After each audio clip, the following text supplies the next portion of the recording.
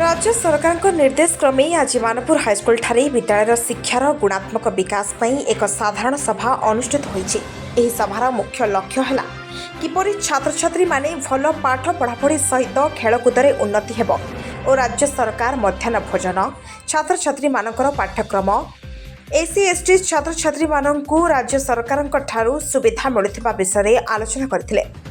एही सभारे अभिभावक और शिक्षक शिक्षयित्री मध्य अनुष्ठित होइथिला। सभापतित्व करथिले विद्यालय प्रधान शिक्षक लक्ष्मण कुमार पाणिग्राही। सभा कार्य आरंभ करथिले स्कूल शिक्षक आलोक कुमार पाणिग्राही।